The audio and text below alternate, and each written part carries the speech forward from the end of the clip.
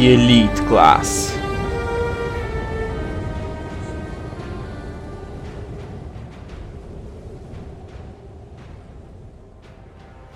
Oh, what's going on, guys? My name is Bochko and we're back with the third episode from the series Battlefield 1 Pro Tips, Hints and Tutorials. And in today's video I want to talk about the elite classes. What is this thing? How can you use them? Where can you find them? Drawbacks, positives and more. Okay, so what's an elite? Well, it's a battle pickup which location are on a different spots on the map. And their goal is to give you more power than a normal soldier on the battlefield. And if you play it well, you can change the course of the battle.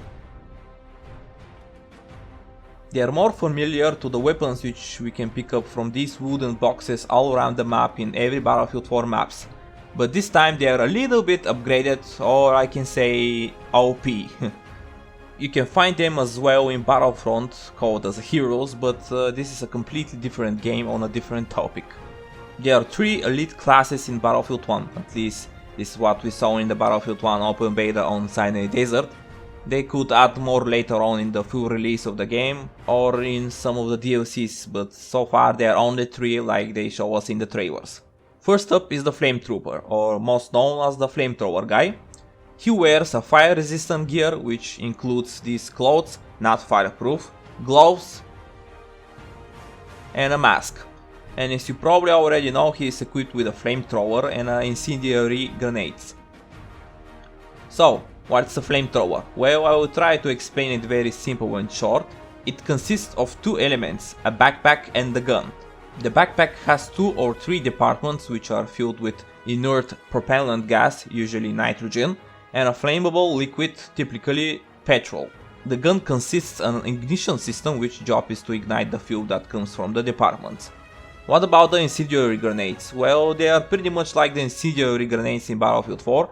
And when you throw them by pressing the G button on your keyboard by default, they make a fire on a certain area, and if there is an enemy inside of it, will burst into flames, and in most cases they will become like a moving torches, because they are trying to run in order to put out the fire. And of course by that time they take huge damage and you can kill them. Okay, where you can find the flamethrower guy? Where you can take that elite class? Well, for now we have only the elite classes location on Sinai Desert, because this is the only map we have played with elite classes. And you can find the Flame Trooper on Objective B, or the Butter I can say, next to the 2-story building at the western side on Conquest, and next to a rocky outcropping in the middle of the area between the attacker's spawn area and the first site on Rush. And all of the elite classes are marked as a flower, or whatever that is, on your map. Okay, positives. Where the Flame Trooper is more good at and where is the best place to use it? Well, if you picked it up, it's more desirable to use it in a close range battles, because it has a certain distance of effect, like you can see on this footage, which is not the best example, but you get the idea. And I can say you can kill your enemies which are about 1 to 20 meters in front of your flame. The best place to use it is in areas without much open space, like the Charlie flag near and between the buildings, and if you're careful enough, you can get your biggest kill streak ever in Battlefield 1. No joke. Now, the drawbacks. Let's start with the gas mask which your soldier will put on your face automatically after you picked up the Flame Trooper. And it will keep your vision lowered, which is bad for your surrounding view. The second one is your movement, which is slightly slower than with a normal loadout because of the weight of your gear, especially the backpack and the flame gun, but you can still use your shift button to sprint with it. Next one, and I'm not very sure about it because I haven't tested it out in the open beta, but you can't use it permanently, because after a while the flamethrower starts to overheat and you have to stop and leave it to cool off. And the fourth one is obviously the weapon is very visible on the battlefield, which can cause the elite class to become immediately singled out as a prominent target and the whole team will try to kill you. Okay, and in the end it's time for some experiments. Can you do some damage on the behemoth, which in this case is a train, with the flamethrower?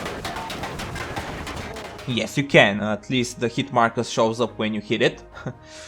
Also, you can destroy light armored vehicles. What about the next one? Can you burn yourself?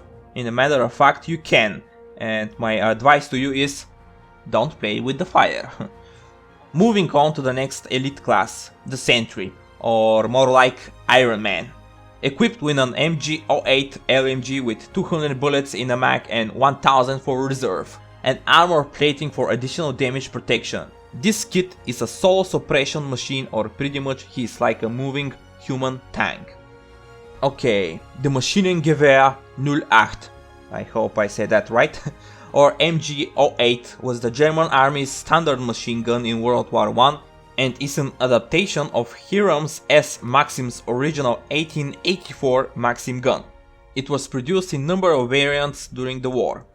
The MG08 served also during World War II as a heavy machine gun in many German infantry divisions, although by the end of the war it had mostly been relegated to second-rate fortress units.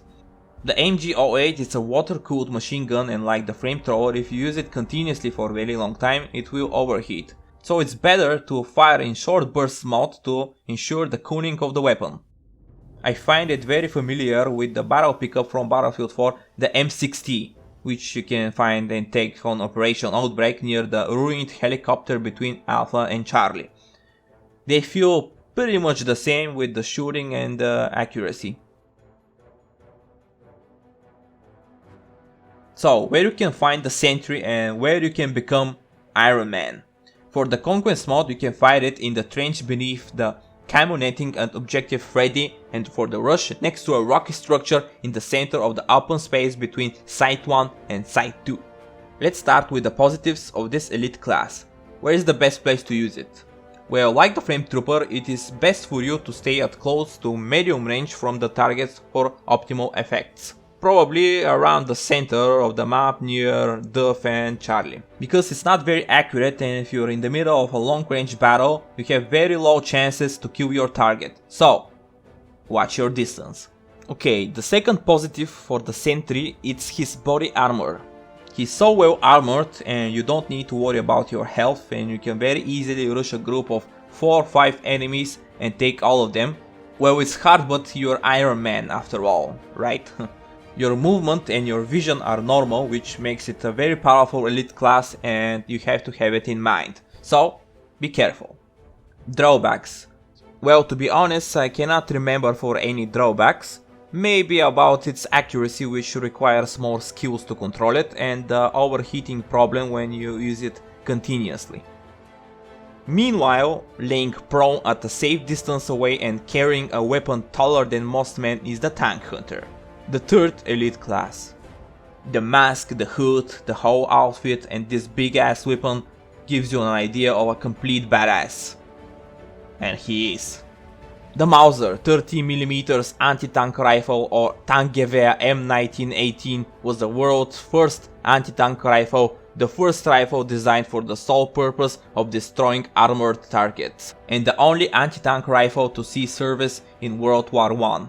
By June 1917, the German army faced the Mark IV tank and found that the standard armor-piercing 7.92mm K bullet was no longer effective. This prompted the development by the Germans of a heavy caliber and high velocity rifle as an anti-tank weapon. The Mauser company responded with the 30mm T-Gewehr and began mass production at Ubendorf am Neckar in May 1918. This gun can be used on tanks, trucks or airplanes. While it can disable a small vehicle in a single shot, this is the best use to support friendly anti-tank units. Its powerful rounds can damage or even destroy specific parts of larger tanks such as gun mounts or treads. And yeah, you can also kill enemies with one shot wherever you hit your target, like the fast sniper M82A3, and more like the AMR-2 in Battlefield 4. And I want just to add that you have a total of 20 30mm bullets, so watch your ammo. Where you can find the Tank Hunter? Well, for Conquest you can find it in the center depot area of Objective E, and for Rush in the path through the northern chasm between Site 3 and Site 4, or Charlie and Freddy in Conquest. Okay, it's time for the positives of this elite class. The best way to use it is obviously in a long distance, far away from the big battles, on a good spot.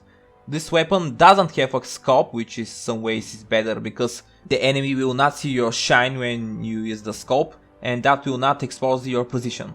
But in the other hand, it's more difficult to aim at your targets. The other thing is, like I said before, you can one-shot your enemies or some light vehicles. What about the drawbacks? The first one is you can only use this weapon with a bipod, which means you have to be prone on the ground, bipoded in on a window, wall, vehicle and so on. But the good thing is that in Battlefield 1 you don't need to click on a certain button to bipod it, it's automatic now, which is a very good feature.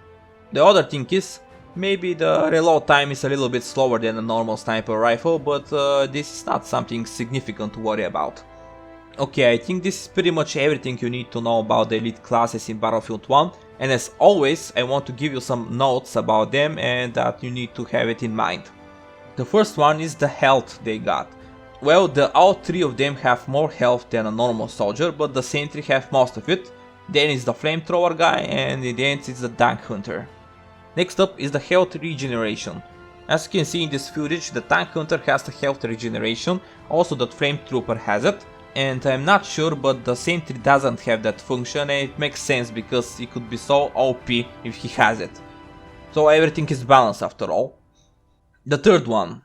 You can kill all the elite classes with a bayonet charge. So, like I said in one of my previous Battlefield 1 videos, bayonet charge is all fucking free.